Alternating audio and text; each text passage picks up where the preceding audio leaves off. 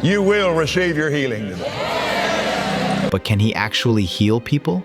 Oh, in the name, glory to God. Thank you, Jesus, for your name. Praise God. Yeah, that's him going through you right now. Yes, it is.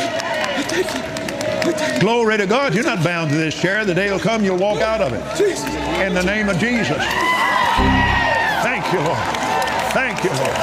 And to this day, not one of those people has gotten up and walked out of their wheelchair. He couldn't heal those people in that room, but that didn't stop him from trying something bigger. It's great to have you with us here on this Tuesday night, and we begin with the coronavirus emergency. Tonight, the first containment zone here in America, linked to the largest cluster of cases in the country, calling it a matter of life and death. Over 1 million people died, and he believed he could destroy it by blowing on it. COVID-19! COVID-19!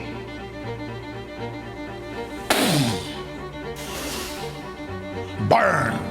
And then he told his followers, many of whom had just lost their jobs, to keep sending money. Well, they won't let us go to church. Well, email it in there, text and give or something, but you get your tithe in that church. If you have to go take it down there and drop it off under the door or something, you get that tithe in that church, you get that offering in that church, and then you go home. And they gave it to him by the millions. After everything I've seen, two truths keep hitting me at the same time. Either this man truly believes he is a prophet with the divine power to heal. I receive my healing in my head.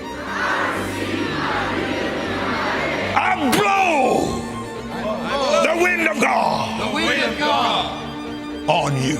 Or this man knows exactly what he's doing, and he did it anyway. You can't put that on me. Thanks for watching, and I'll see you in the next one.